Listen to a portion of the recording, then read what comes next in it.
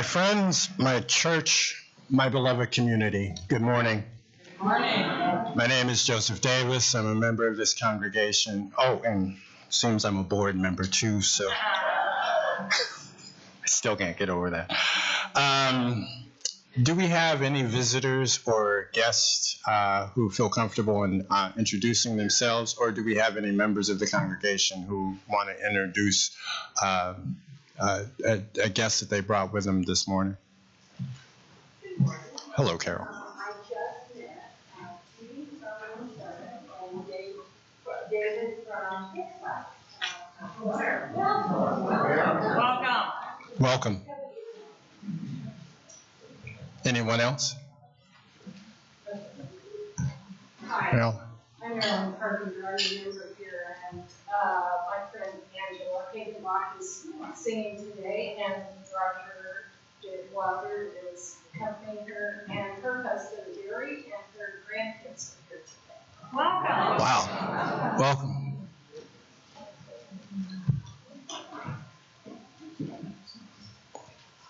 Good morning. We're very excited to have Angela and Roger here this morning. As you know, for the last 10 months, we have been having a new version of Ella's song every Sunday, or every month. It feels like every Sunday. Every month. And we're very excited that they have brought the once and final version of this song today for our introit this morning. And as soon as Joseph finishes the rest of the morning announcements, they'll be bringing that to us. Thank you. Today is Juneteenth, but our hearts are heavy because of Orlando, and perhaps even some of us were just turning the corner from what happened in Stanford. So today we celebrate something that talks about independence and resilience. And I think for our conversation this morning, it's appropriate to start with a section from James Baldwin's letter to my nephew. This innocent country set you down in a ghetto in which, in fact, intended that you should perish. Let me spell out precisely what I mean by that, for the heart of the matter is here, of the crux of my dispute with my country. You were born where you were born and faced the future that you faced because you were black and for no other reason. The limits to your ambition were thus expected to be settled. You were born into a society which spelled out with brutal clarity and in as many ways as possible that you were a worthless human being. You were not expected to aspire to excellence. You were expected to make peace with mediocrity. Wherever you have turned, James, in your short time on this earth, you have been told where you could go and what you could do and how you could do it, where you could live and whom you could marry. I know your countrymen do not agree with me here, and I hear them saying you exaggerate.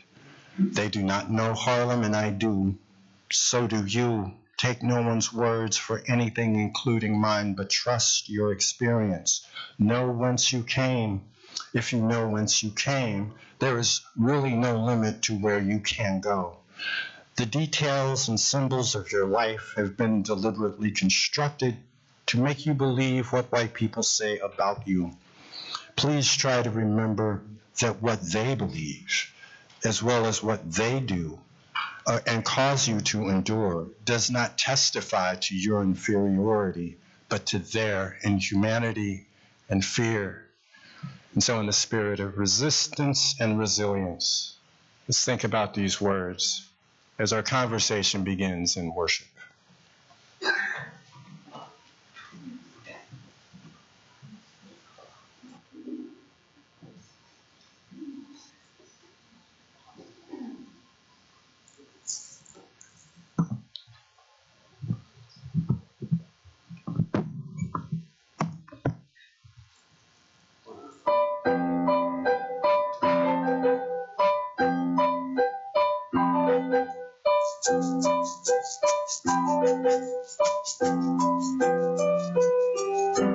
We who believe in freedom cannot rest. We who believe in in freedom cannot rest until it comes. We who believe in freedom cannot rest. We who believe in freedom cannot rest until it comes. Until the killing of black men, black and other sons, is as important as the killing of white men, white mother son. That which touches me most is I have the chance to work with people, passing on to others that which is passed on to me. We who believe in freedom cannot rest. We who believe in freedom cannot rest until it comes. We who believe in freedom cannot rest. We who believe in freedom cannot rest until it comes. To me, when people come first, they have the courage of where we fail. And if I can, to share some light as they carry us through the gale. The older I get, the younger I know, I come to realize that if I can, to share some light on all those who survive. We who believe in freedom cannot rest. No. We who believe in freedom cannot rest until it comes. We who believe in freedom cannot rest. No. We who believe in freedom cannot rest until it comes. Not needing to clutch for power, not needing a light to shine on me. I need to be one in the number as we stand against tyranny. Struggling doesn't mean a whole lot. I've come to realize if I can't stand up and fight, I struggle will not survive. We believe in freedom cannot rest. We believe in freedom cannot rest until it comes. We believe in freedom cannot rest. We believe in freedom cannot rest until it comes. I am a woman who speaks in a voice I must be heard. Sometimes I can be quite difficult, but I bow to no man's word. We who believe in freedom cannot rest. We who believe in freedom cannot rest until it comes. We who believe in freedom cannot rest. We who believe in freedom cannot rest until it comes. Some will do we who believe in freedom cannot rest until it comes.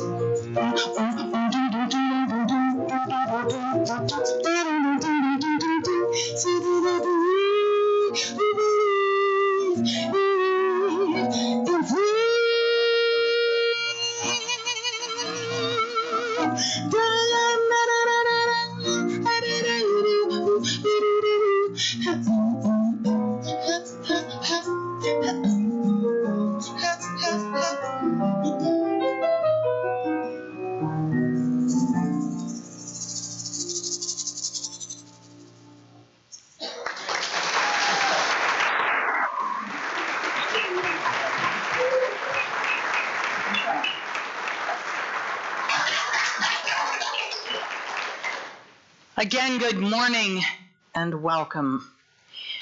Today, our culture celebrates the work and joy of fatherhood, affirming the importance of men in the lives of their children, and the power of nurturing and example to shape a new generation. Let us recall with gratitude the gifts of our own fathers, whatever they may be or have been.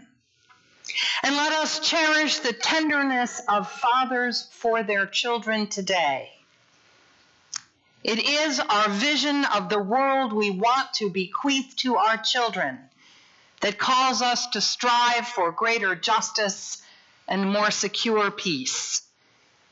May we be reminded that in this global village, all children are our children, that fatherhood and motherhood is a responsibility we can all exercise in a variety of different ways, and that we have many historical and spiritual forefathers. We salute the sacrifices made by the fathers among us and honor their love, both spoken and unspoken, present and remembered. Happy Father's Day to you all. Also today we celebrate the memory of liberation, when the news of their emancipation reached the enslaved peoples of Texas on what has become known through the years as Juneteenth. This anniversary is a reminder both of the joy and promise of liberation, as well as of the long intervals of continuing injustice that pass between the proclamation of freedom and its true realization in the lives of the oppressed. In our own day, a Black man, the descendant of slaves, serves as the president of this nation, and yet the promises of liberty, equality, and kinship are still not kept. For today also, we hold in our minds and hearts all the people of Orlando, all of our Hispanic, Mexican, and Latina sisters and Latino brothers, all of our gay, lesbian, bisexual, transgender, and queer neighbors and loved ones, and all the victims, direct and indirect, of our society's fascination with guns and with violence. Today we come together to ask ourselves, in the shadow of 49 deaths and immeasurable pain and sorrow, what it would mean to have real emancipation for all people of all colors, of all minorities and differences. Today, we seek a way forward out of trauma, remembering, as the poets and prophets have long reminded us, that liberty is a seamless garment, and none of us is free until all of us are free. We light this chalice in the memory and the hope of freedom.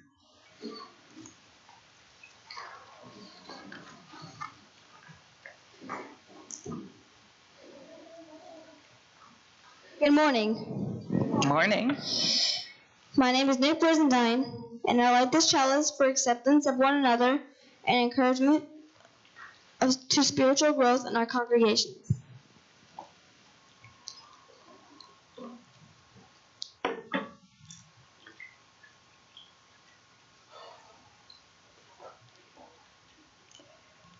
Try that again.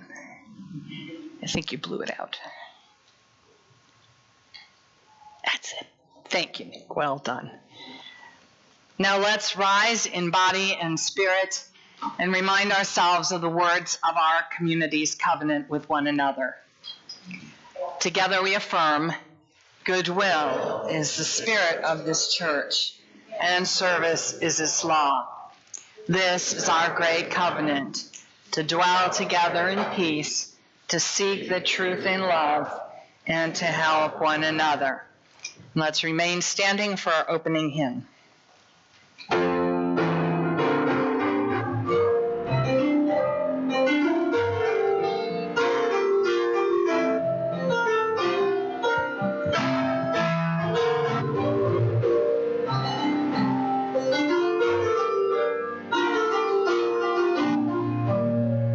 We are gentle, angry people, and we are singing, singing for our lives. We are the gentle, angry people, and we are singing, singing for our lives. We are again swayed together, and we are singing, singing for our lives. We are again swayed together, and we are singing, singing for our lives. We are a land of many colors, and we are singing, singing for our lives. We are a land of many colors, and we are singing, singing for our lives. We are the gentle, loving people, and we are singing, singing for our lives. We are the gentle, loving people, and we are singing, singing for our lives.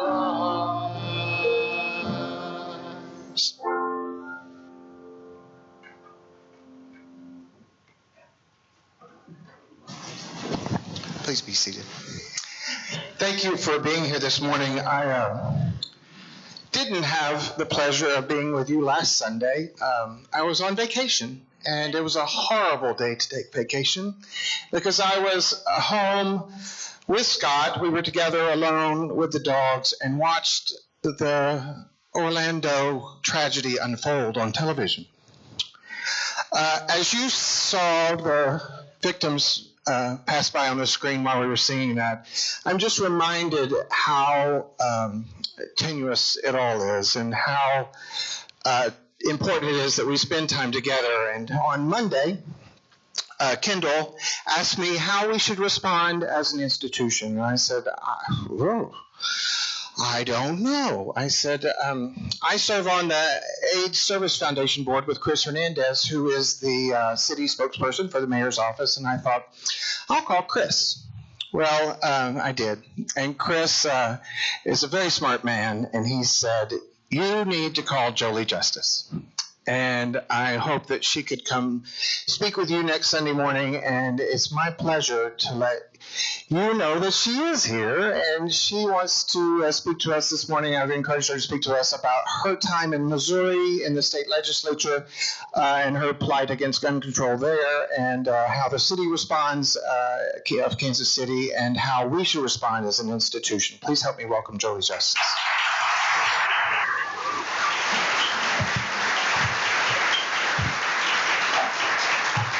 Thank you, Anthony. Like so many of you last Sunday, I woke up in complete shock. Unfortunately, I was not surprised, but still completely shocked. And like many of you, I started to take in the news of the day, and we all do it in a different way. We were home as well, my partner Lucy and I, and we had a friend in from out of town, a very dear friend, and then we see a blurb on the television as we're waking up that says this tragedy has occurred. And then, like many people, I turned to Twitter to try to get more information and start scrolling through my feed. And as I realized the enormity of what has happened, I went completely numb. And I think many people probably did exactly the same thing. And then you start to see the random tweets from our elected officials saying thoughts and prayers for those in Orlando. And of course, that's a given. All of our thoughts and prayers are heading to Orlando, but I'm immediately struck by the fact that that's just not enough. I am hurting as a person who is tired of seeing the violence. As a gay woman, I am hurting because I know how close the LGBT community is. We use words like family and brothers and sisters because so many times as gay men and women, we are rejected by our own families and we create our own families. And when there is violence in our community, when there is sadness and death in our community, it hits just a little bit harder because we've created this community sometimes out of a rejection by our own families and our own communities. So it was a day of absolute numbness, as I said, and then slowly it started to build and there was a little bit of anger.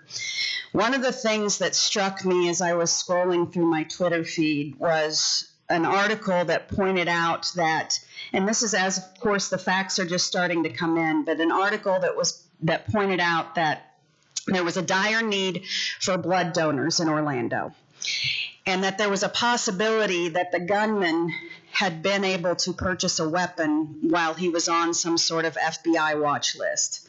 And the article pointed out the tragedy of the fact that you can buy an assault rifle in the United States while on a federal watch list, but many of our LGBT community are banned by our government for giving blood in this country, still to this day. And that juxtaposition just really got me in the gut, and that's when my numbness started to turn to anger. And I let myself be angry, I let myself cry, and then I did what many of us do, which is you pick up your head and you say, okay, what's next? How do we fix this? And I thought back to the time in Jefferson City where I would stand on the floor for hours and hours and hours in filibusters trying to stop more senseless gun legislation from being passed. When I thought about the fact that Washington, D.C. has been absolutely incapable of putting forward even a modicum of sensible gun regulation to start to rein in this. And then I got overwhelmed. And I thought, you know what, this is ridiculous. I spent 8 years in Jefferson City where the majority party was so scared of gun control that they asked me as a member of the minority party to get up and filibuster a bill that would have actually put federal law enforcement agents in jail for trying to enforce federal gun laws in the state of Missouri. So let me explain that to you once again. We had a bill that had passed the House of Representatives and come to the Senate that said it would be illegal for FBI and DEA and ATF agents to pursue individuals in the state of Missouri for violating federal gun crimes because they felt those gun crimes went too far. And rather than stand up and say, no, that's a bad piece of legislation, they asked me to go out and stop it. Now, I'm glad they did, and I stopped it, and we were able to move on to another year, but the reality is that every year it gets a little bit worse, and as we've seen even this year, more reckless gun legislation has passed out of Jefferson City. We've passed statewide constitutional amendments that forbid us as a city from doing anything sensible on our own. We are at a crossroads in this country, and it is time for us to stand up and do something. And I'm glad that Anthony asked me to come here today because I would like to say that as you leave here today and you're thinking about what is it that I can do, there is no act that is too big or too strong, too small. And the first thing that you need to do is entirely political, and I am not going to make a political speech from this place today, but what I do want you to do is as you leave here today, go out and ask yourself, what can I do on the political side to make sure that the people who are making policies in this country are smart and not filled with hate? I know that you are going to have the opportunity as a congregation and as a community to have these conversations moving forward, to talk about what it means to end violence in our country, and I encourage you to participate in that. There is no act that is too small or too local. The second piece that we must do as a community, though, is we absolutely have to change our beliefs and opinions about violence in this country. You know, in the 1970s, it was very common for folks to drink and drive. I remember as we would leave a party growing up, and I know my dad, and I'll call him later today and apologize for this, would be furious to hear me say this, but, you know, we would leave a party and my dad would say, "Give me one for the road." That was a very common thing to hear in the 1970s. And it wasn't until this country decided that drinking and driving was no longer acceptable and that it was actually going to be taboo that we started to change something. And it was a massive movement. I have learned that it wasn't just Mothers Against Drunk Drivers. It was every single aspect of our society that went out there and said, this is no longer okay. We have to start doing that with violence. And it has to start local. It has to be not okay for our neighbors to kill our neighbors. It is unacceptable and we must stop it. It has to be not okay for us to sit back and allow poverty, to allow mass incarceration and all of the other symptoms that are out there that are leading to the violence in our community.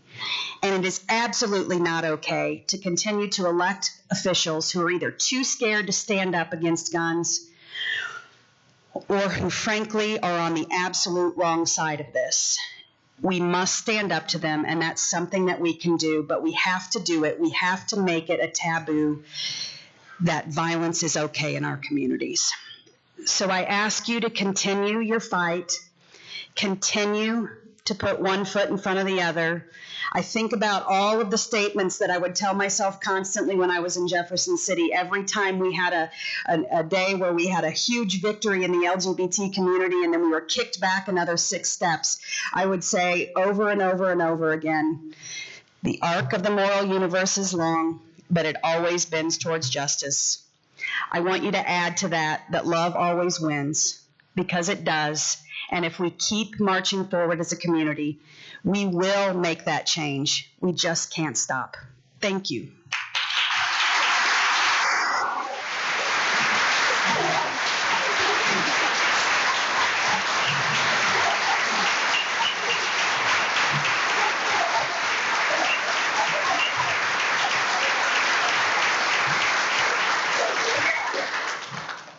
I would invite you now to join together in the words of our congregational response. I'm sure you're feeling like responding as much as I am. They'll be on the screen. We'll say this together. Don't leave your broken heart at the door. Bring it to the altar of life. Don't leave your anger behind. It has high standards, and the world needs vision. Don't leave your fears out on the street. They are the mirrors of others' hunger. Bring them with you, and your joy, and your passion. Bring your loving, and your courage, and your conviction. Bring your need for healing, and your power to make the wounded whole. There is work to do, and you have all that you need to do it right here in this room. And now our children will go off to their classes with song. Oh,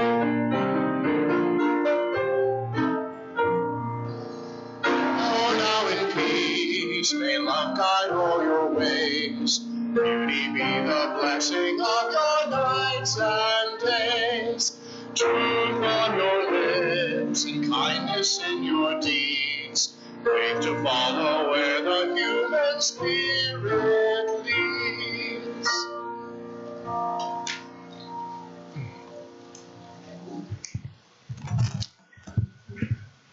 It's time for our offering, and if you're just remotely compassionate, if you're striving every day to have a big heart, to overcome internalized racism, internalized homophobia, and internalized misogyny, here's a message. And finally, to girls everywhere, I am with you. On nights when you feel alone, I am with you. When people doubt you or dismiss you, I am with you. I fought every day for you, so never stop fighting. I believe you. As the author Anne Lamott once said, lighthouses don't go running all over an island looking for boats to save. They just stand there shining. Although I can't save every boat, I hope that by speaking today, you absorbed a small amount of light, small knowing that you can't be silenced, a small satisfaction that justice was served, a small assurance that we are getting somewhere, at a big, big knowing that you are important. Unquestionably, you are untouchable. You are beautiful. You are to be valued, respected. Undeniably, every minute of every day, you are powerful. And nobody can take that away from you. To girls everywhere, I am with you. Thank you. The final paragraph of Emily Doe, the Stanford rape victim. There's a congregational response. Is that correct? On the screen. It is on the screen. We dedicate our offerings and our actions to the missions at the heart of this congregation, to build a respectful, caring community, to inspire personal and spiritual growth, and to create a just and compassionate society. The offering will be given and received.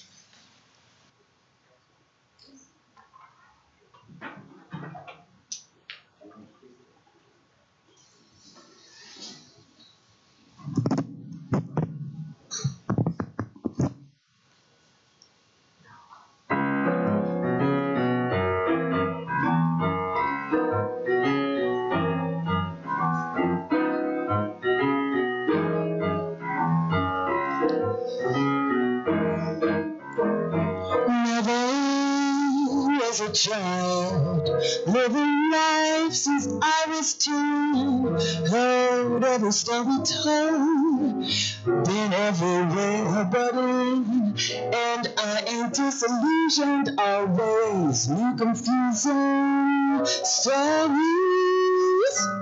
Don't want no silver spoon, ain't asking for the moon, give me nothing. Don't want no Samsung song, just let the retribution match the contribution, baby. No streets is made of gold, don't want no hand to hold, hand me nothing. Don't want no Samsung song, just let the retribution match the contribution, baby.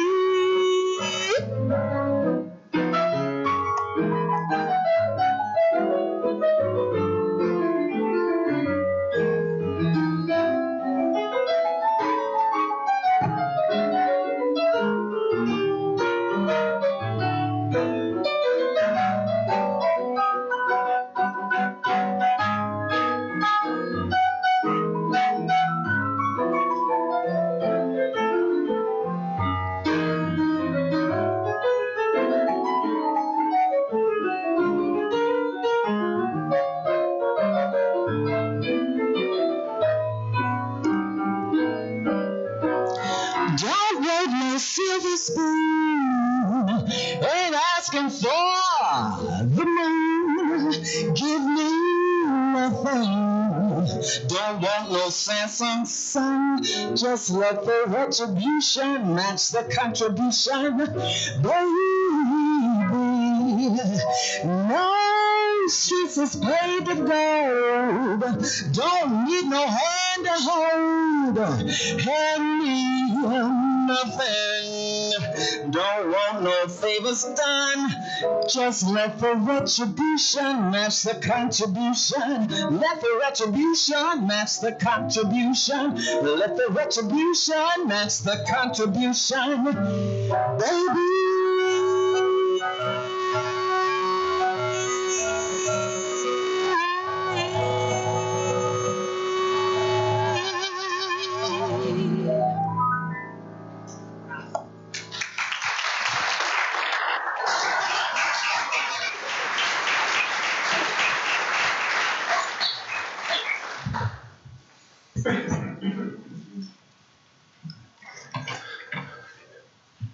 The air is charged with danger.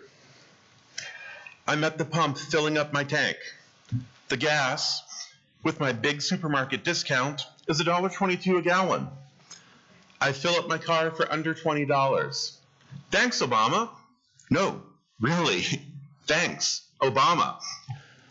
A white guy, across from me at the other pump stares at me, glaring uncomfortably.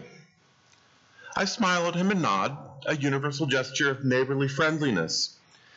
He keeps staring at me like I stole his last $20 bill.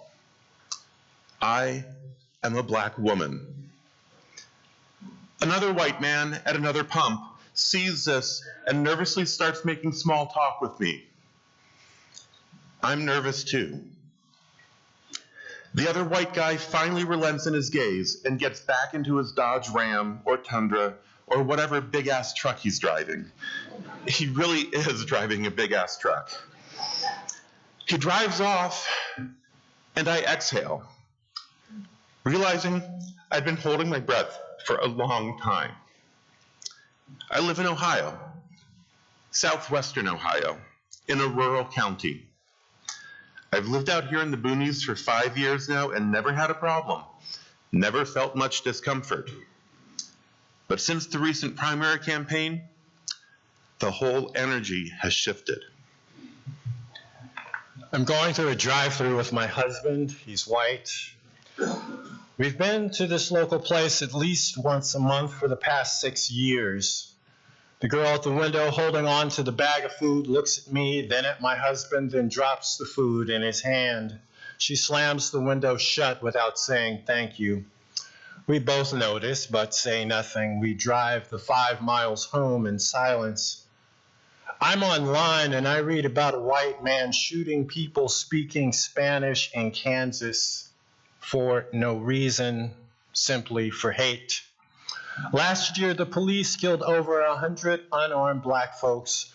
Overall, they killed more than 1,000 people of all races. That's more than 2 black people per week. For American citizens, that's 2 people per day. This doesn't include the regular white citizens who kill black people and get away with it. You know who is killed at the highest rate by police? Native people. Yet we hardly hear anything about that. One night, leaving our house after a party, our best friends, a lesbian couple, are pulled over by the cops. It's winter. The cops make my friend sit on the side of the road without a coat for over an hour and constantly recheck her for sobriety. She's not drunk. She tries to put her hands in her pockets, but they won't let her. She doesn't resist. Finally, they let her go. In the media, it seems that people are struggling to understand this cross-section of American culture. I unfortunately know a few of these people. I didn't know them to be racist until the primary candidates started running. Then all kinds of opinions and points of view which had been kept quiet now are out to play, and they have no problem telling me, even though I am black. The white man is the only person you can talk bad about in American society and get away with it, one white acquaintance tells me one evening. What I hear is, brace yourselves, we used to be able to force respect upon you niggers. The penalty was death. Yes, for these people, a black person talking back to them is the problem. It's a problem because they do not and cannot and will not ever see a black person or a woman or a gay person or a Muslim as their equal. So everyone must acquiesce to them, and if they don't, it's a sign of the world gone wrong. A lot of attention has been paid to the economic situation of this demographic, and the economic hardship is inseparable from the racism, xenophobia, sexism, and homophobia. They have no accessible discourse to analyze what is happening to them in a country whose power structure on both the right and the left has nursed and incubated the racism we are now seeing boil over. The elites in power didn't mind the racism as long as they could control it. So they never saw fit to actually shift their message and repudiate racist and all other forms of otherist thinking. But now they are no longer in control of their racist masses, and they are losing their minds. Happy people, no matter how ill-informed or entrenched in anachronistic thinking, don't have time to beat people up. They don't stare down people of color at gas pumps. They don't throw food out of windows. They're too busy being happy. Instead, people who are aggressive this way, and this includes cops, are usually quite mentally ill. They are paranoid, delusional, and often suffer from low self-esteem. There are studies. What's the fuel to the fire of this racist, otherist mental illness? Poverty. How can you be happy making $7.25 an hour? And that's before taxes. How can you be happy living in a broken trailer? And I'm not talking about those swanky little houses, trailers that pepper my rural neighborhood here and there. How can you be happy eating horrible food day in and day out with little hope of changing the situation for your children? 51% of Americans make less than $30,000 a year. That comes to about $2,500 a month before taxes. After, it's about $2,100 a month. I think we can all see this works out horribly unless you are young and single without children. But if you're older with kids trying to make ends meet, $2,100 a month is incredibly difficult. And this is only if you happen to find hourly work at a place that will give you 40 hours a week, which low-wage employers frequently do not. This is the economic situation we haven't grappled with. This is a lifestyle that nobody in Washington really wants to change. We're squabbling over a $15 an hour minimum wage increase. That would bring the average worker who works 40 hours a week to about $34,000 a year.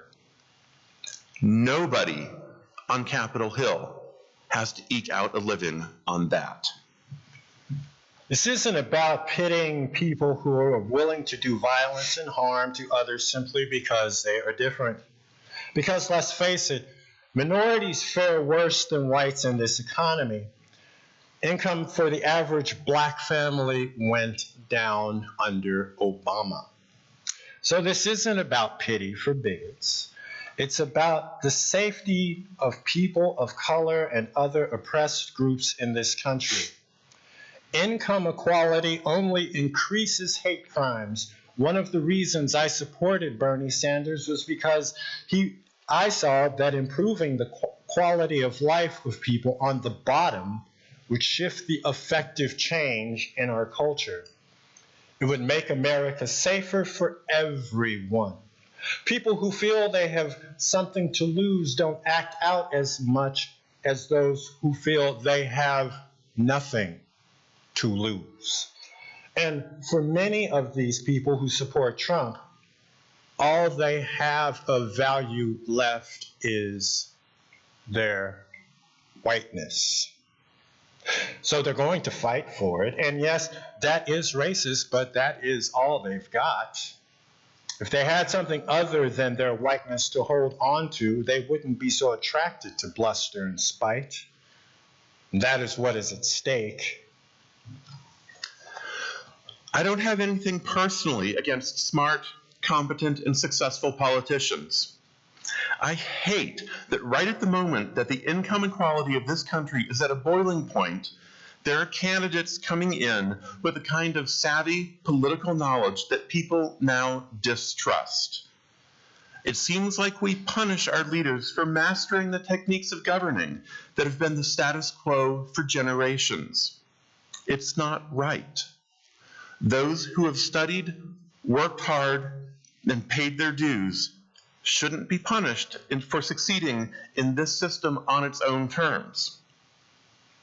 But I also fear that 4 to 8 more years of squeezing the people at the bottom will turn up the heat on our melting pot, and it will become, as it is clearly on its way to, molten lava. I don't want single-payer health care, free college, and a $15 minimum wage because I need those things. I don't want them because I feel so sorry for the bigots who are suffering economically. I want those things because only by taking care of each other, even if we abhor each other's views, will we be able to move toward a more egalitarian society. The illness of bigotry cannot be treated with starvation, heroin addiction, and white hopelessness. Basic well-being must be established first. Only then will people feel safe enough to evolve out of their lizard brain, socially constructed survival instinct, which is the fuel for the violence of hate crime. And I recognize that the next presidency will be a necessary achievement for our country. This country is sexist, and if we're going to make it out even partially unscathed, we need an important sign that a large coalition of American voters recognizes that men and women can govern with intelligence and restraint. And even if we do not agree with everything a given president does, let's have a poised and erudite thinker that we can be proud of as our president. Someone who will not make a fool of us. At the same time, there is an elite in American society that doesn't see itself as such. I'm part of that elite too. Highly educated, a top-ish earner, although not a top spender, and by no means in the 1%. And I don't feel particularly powerful or privileged. And I don't feel that I should be penalized for achieving the American dream against all odds, I might add. However, if we do not realize that something has to change, we will be in big trouble. The implosion will continue. I hope that the movement toward Bernie's policies isn't just election talk. I hope we will make good on it. Because it is people like me who are on the chopping block first, who are on the chopping block right now. Eventually, it'll be the white elites who support the status quo that they come for. But for now, it's me and people who look like me, and I have to live knowing that the anger of the silent majority is coming my way first. I have to pay the price for neoliberal policies that have impoverished them and for neoconservative views that have taught them I am the enemy. It is not hyperbole when I say that I hope I only have to pay the price in cold stares and rude drive-through service. I hope I do not have to pay that price in blood. This weekend, I'm driving to Illinois, across the state of Indiana, for 4 long hours. I'll cross truly hostile territory. Klan activity is high there, and the highway is peppered with anti-abortion signs and heterosexual marriage signs. I'm going to see a friend, but I know it is possible I might not make it. 2 per week, 2 per day. I spend a lot of time thinking about what to do if I'm run off the road or taken into custody on some bogus charge. I think about where to place my insurance card, driver's license, and registration, so the officer can't possibly think I'm reaching for a weapon when he pulls me over. I'm thinking about leaving final voice messages while I wait for him to walk to my window, in case none of those preventative measures work and I disappear. Make sure you have a full tank of gas before you go, my husband advises. That way you don't have to stop in any strange towns. This election feels like life and death.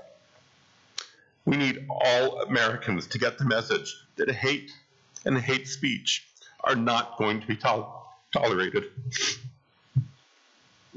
And if you're a white person and you see a person of color or any other minority being microaggressed, speak up and intervene, as the man did when I was pumping gas.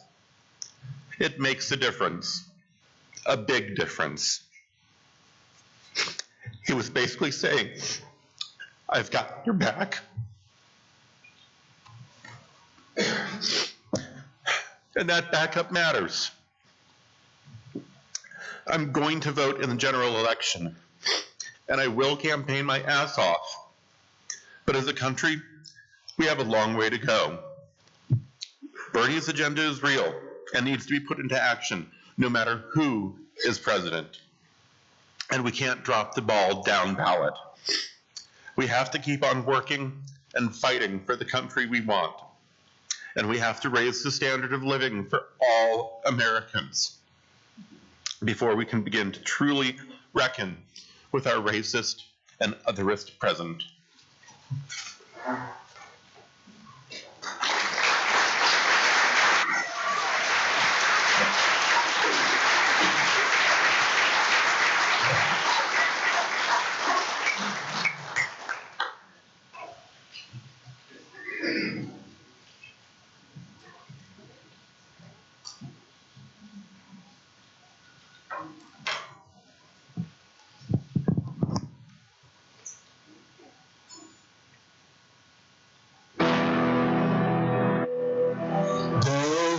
Flying high, you know how I feel.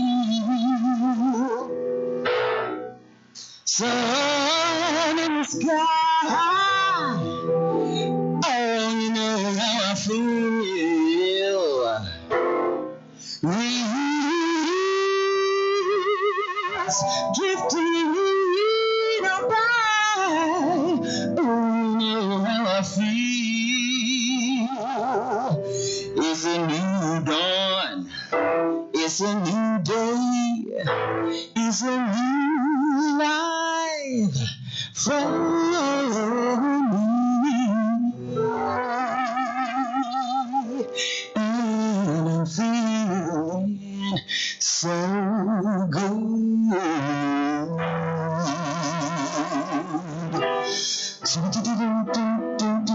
Feeling so good.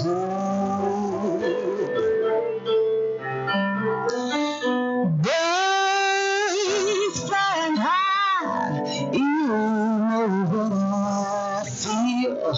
Sun in the sky, yes, you know how I feel.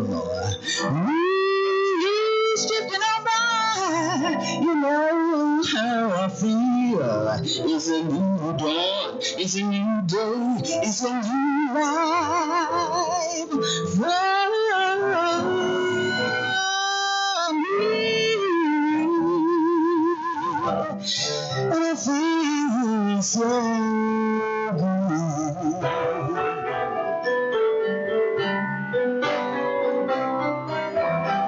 Fish in the sea, you know how I feel.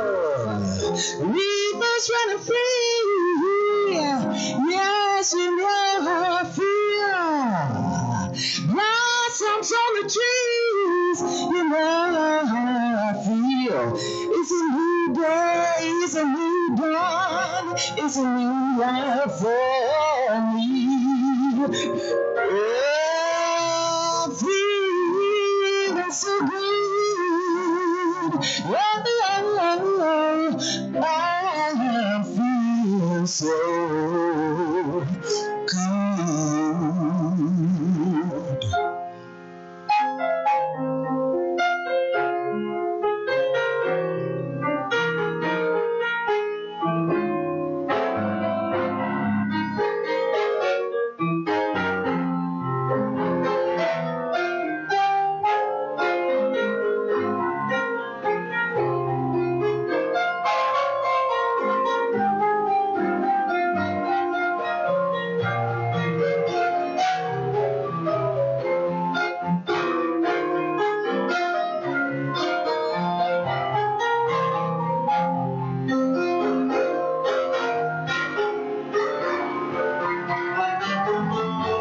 Dragonflies out in the sun, you know what I mean. Butterflies are having fun, you know what I mean. Sleep in peace when the day is gone, that's what I mean. It's a new world, oh, this old world is a bold world for me. What I feel is so good. Ooh, I'm feeling so good. Stars will shine. You know how I feel. Scent of the pine. You know how I feel. Oh, freedom is mine, and I know how I feel. It's a new dawn, it's a new day, it's a new life for me. And I'm feeling so good. Oh, it's a new dawn, it's a new day, it's a new life, it's a new dawn, it's a new day, and it's a new life, and I'm feeling so good,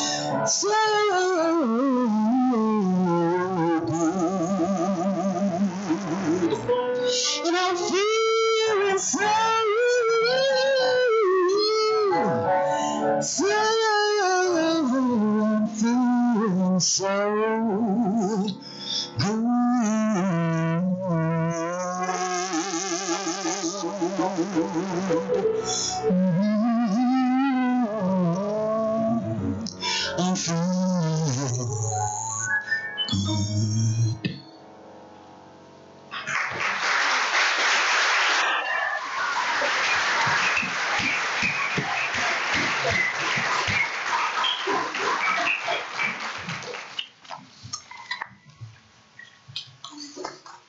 Anthony and Joseph and I have striven to bring you a moving and meaningful response to the events of the past week, as well as to our national history and this cultural moment in which we find ourselves. I know that brunch awaits many of us, but this is a day when worship takes as long as it takes. And the TV demand for an hour may not be sufficient.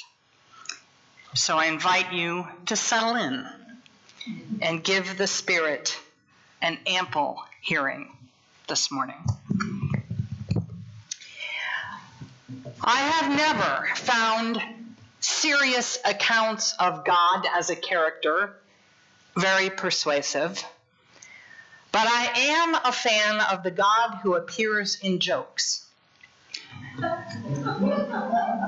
There's the one about the guy stranded on his rooftop by floodwaters. His neighbors come by on an improvised raft, invite him to flee with them. No, he responds, I have prayed to God to rescue me, and I have faith that he will.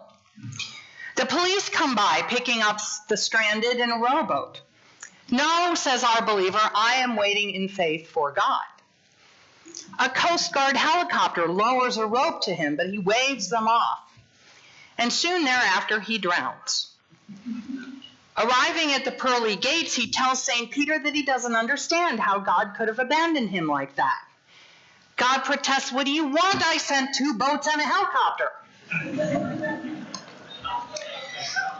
Then there's the believer who prayed, please, God, grant me the opportunity to prove to you that winning the lottery would not corrupt me.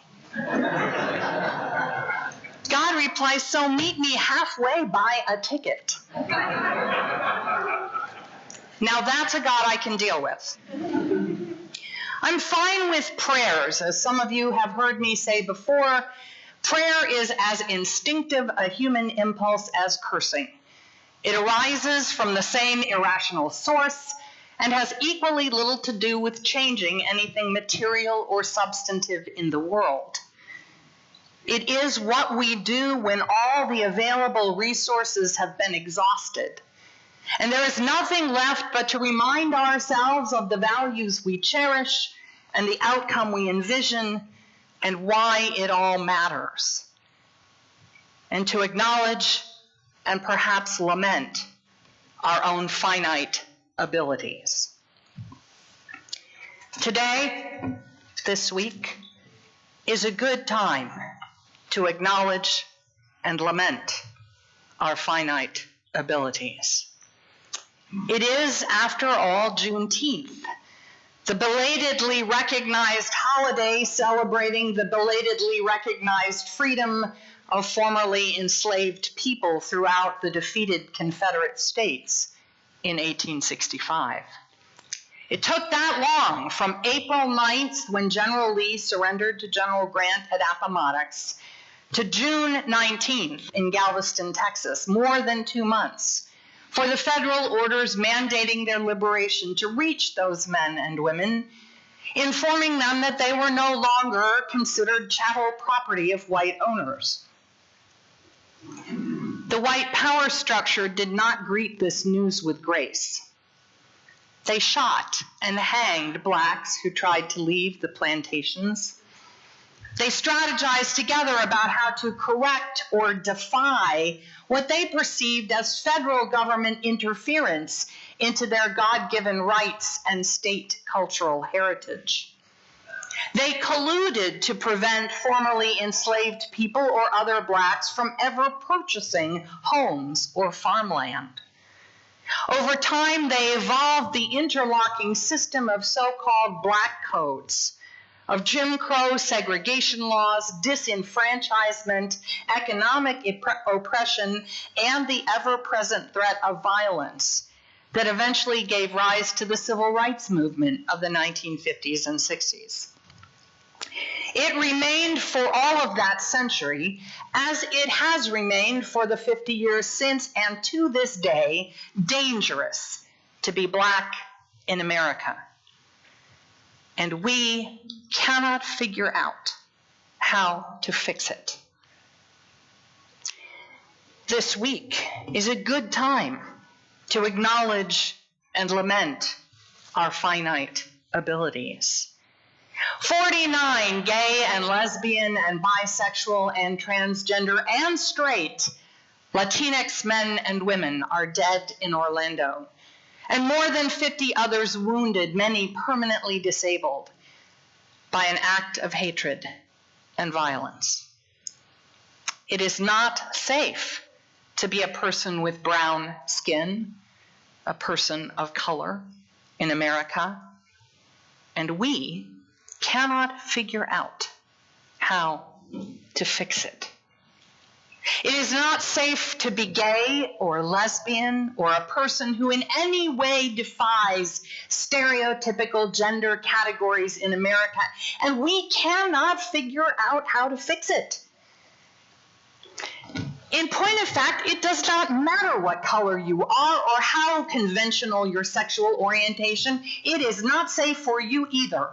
It is not safe for anyone in America because nobody knows when or where or why the next mass murderer will decide to take down innocent people in a deadly tantrum of self-indulgent petulance.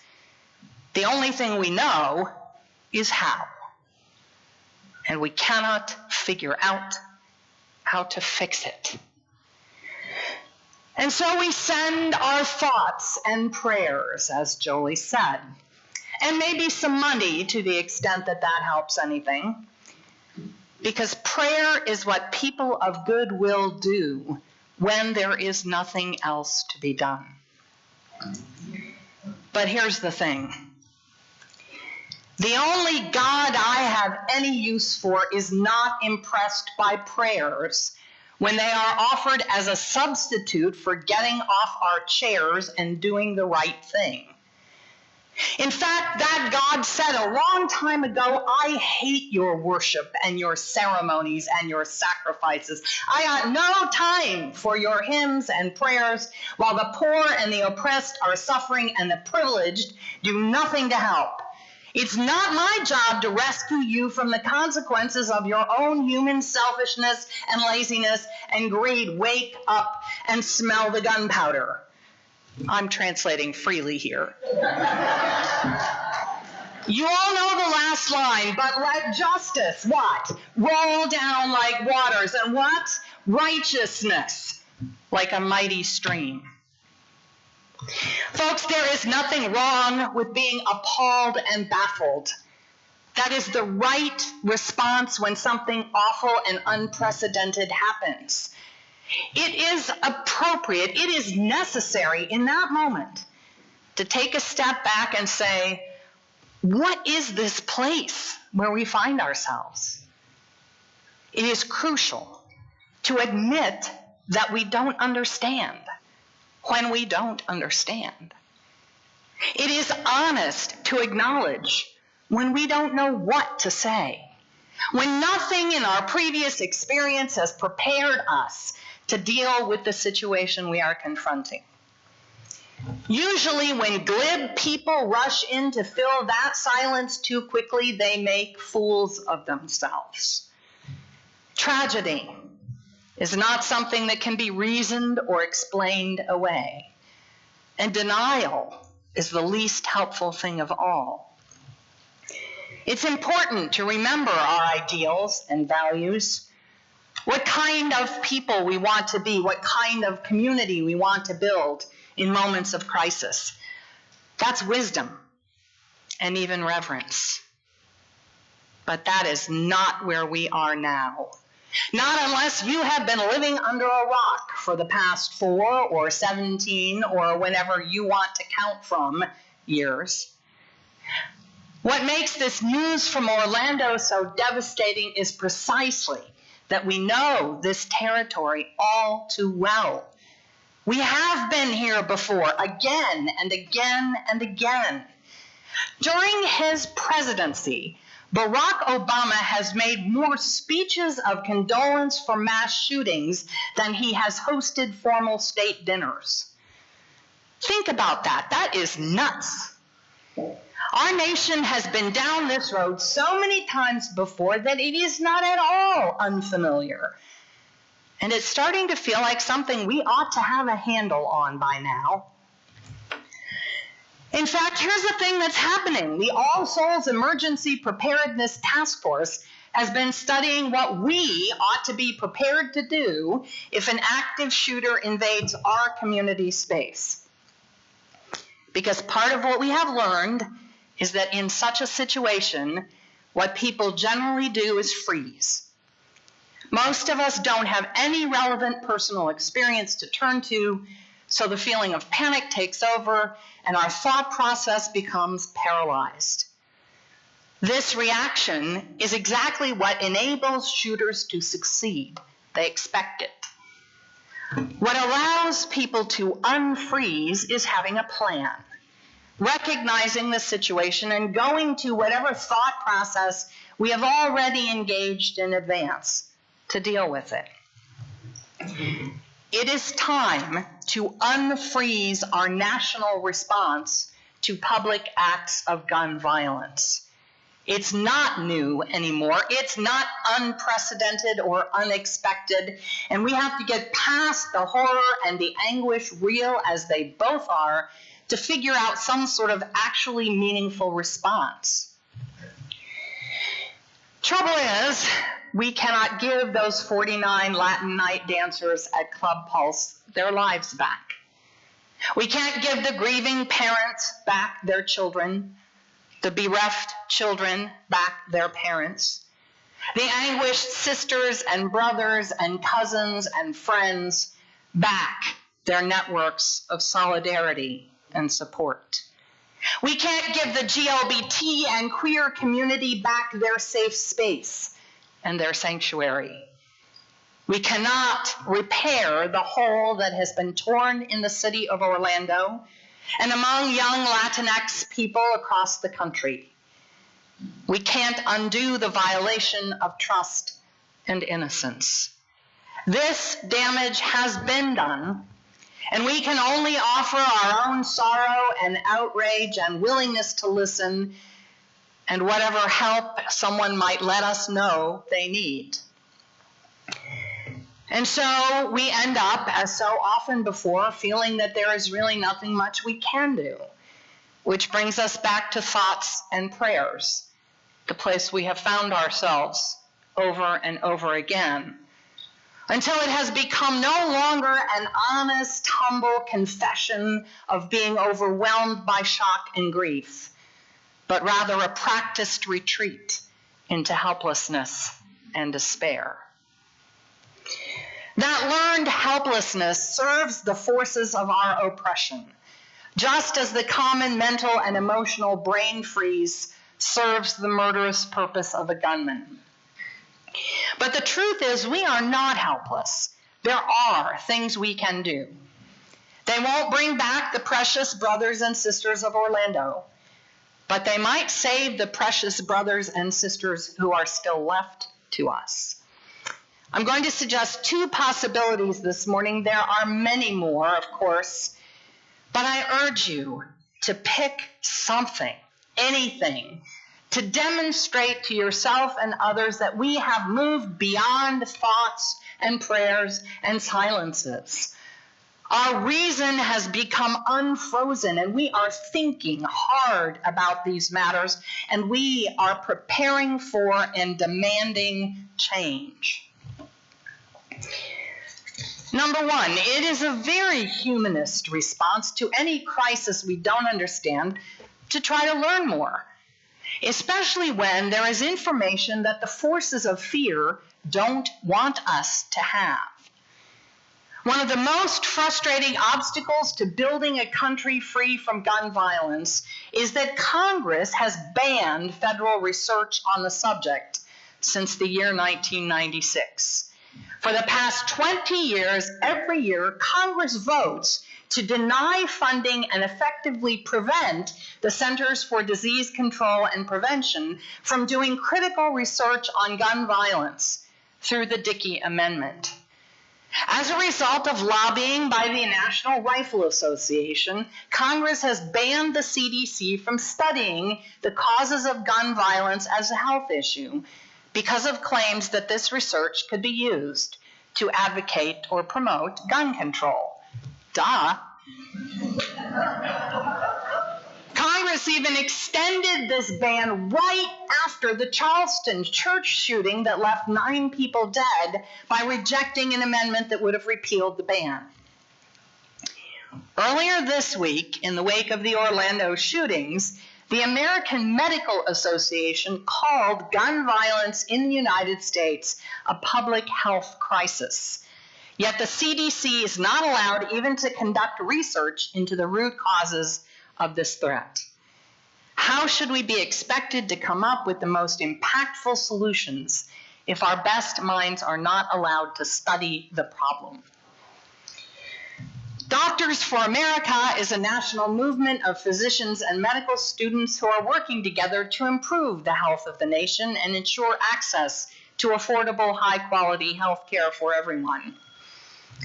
Observing that federal scientific data has driven policy to save lives from motor vehicle accidents, sudden infant death syndrome, lead poisoning, and countless other public health crises, this organization is joining with the medical, public health, and science community to say enough is enough, #end the ban.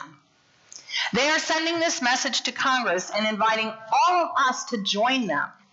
You can go to their website or search #EndTheBan on Twitter or call your congressional representatives and endorse their demand. That won't take long unless you decide to get more deeply involved in this issue, which would be great. But if you are looking for something a little closer to home, try this. Our congregation is recognized by the mayor's office and administration as a place of community meeting and dialogue. We have been invited by the city to live into that identity and mission by hosting a series of community forums about local responses to gun violence. Can we create a safe space for our GLBT neighbors and our neighbors of color and members of our neighboring congregations in the faith community and our literal neighbors in the nearby neighborhood associations to come together and think and talk and learn about what we can do to help end this plague in our nation? The All Souls Community Forum team that organizes the weekly Sunday morning forum is on board. The Board of Trustees has endorsed this project. We have even allocated some clerical support resources. What we need now are people to host and help organize and publicize these gatherings. Will you be one of them?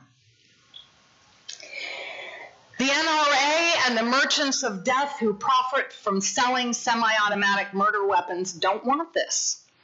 They are counting on our paralysis to shield their dirty business from scrutiny yet again. They want us and our legislative representatives reduced to thoughts and prayers for the victims and to moments of devastated silence rather than action or vision or solidarity with our neighbors. The funny thing is, they believe in gun control, and they know that it works to keep people safe. At the NRA headquarters outside of Fairfax, Virginia, employees are welcome to carry, but visitors to the office building are not allowed to have guns. What does that tell you?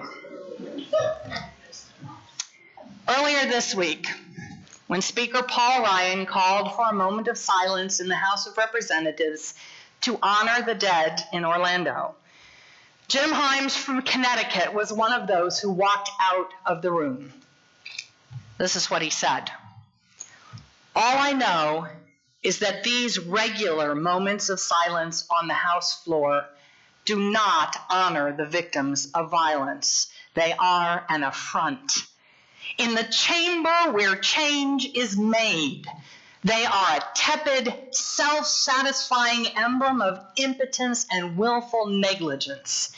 It is action that will stop next week's mass shooting. I will not be silent. Indeed, the time for silence is past. It is still true that nothing we can say will redeem the 49 lost lives or alleviate the grief and pain of those beloved and bereaved. Words just don't have that kind of power. But people, words make laws and policies. Words make elections. Words make gun sales happen or not happen. Words bring neighbors together. Words tell stories and carry information. Words change minds and hearts. A century and a half ago on Juneteenth, words made people free. And before that, words made this nation with its promise of liberty, equality, opportunity, and justice. Our thoughts and prayers can be a gift. Our silence can be a place of deep witness. But the moment comes when we must speak into the silence that shelters indifference and selfishness and greed and hate, the words that will define our future as a nation and as a human race. That time is now. Let us lift our voices together.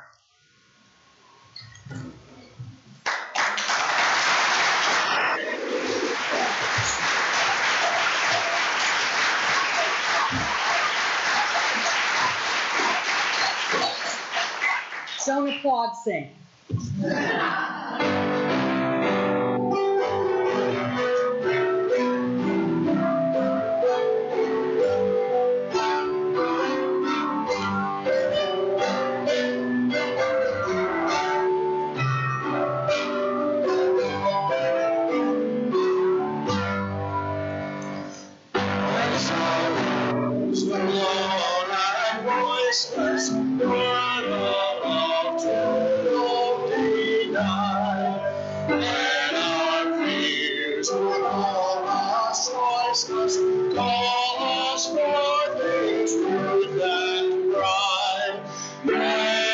just sweet the freedom, silent, let us be no more.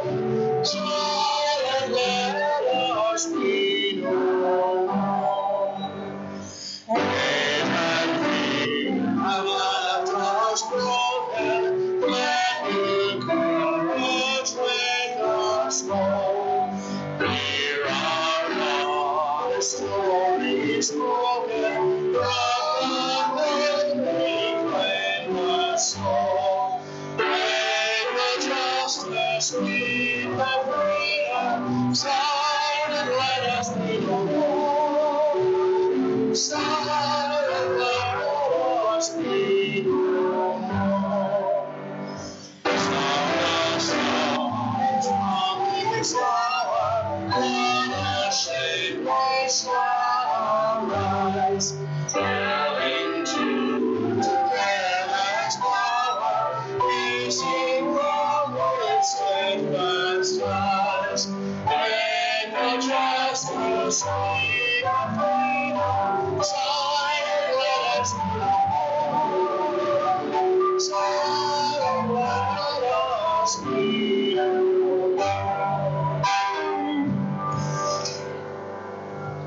We extinguish this flame, but not the light of truth, the warmth of community, or the fires of commitment. For all these, we carry in our minds and hearts until we are together again.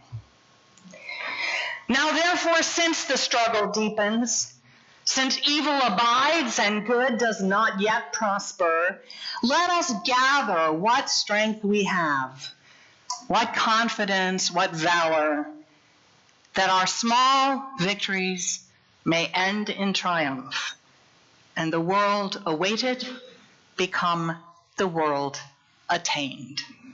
So be it.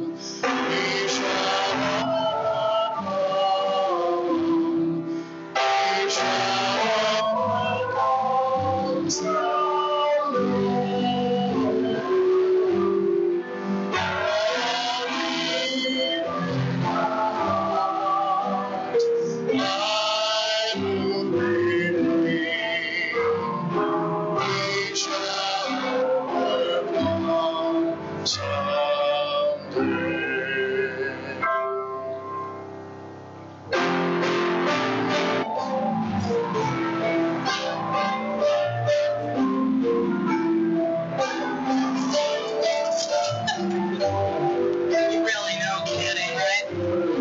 Right. In so many ways. Good morning. You're very welcome. Thank you.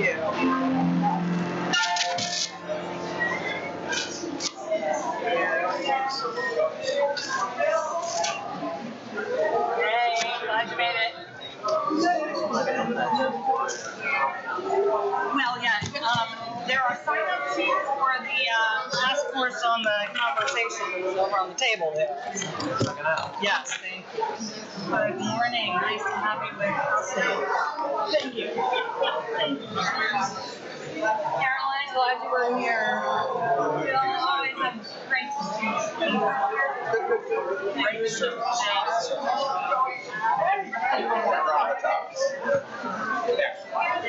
you.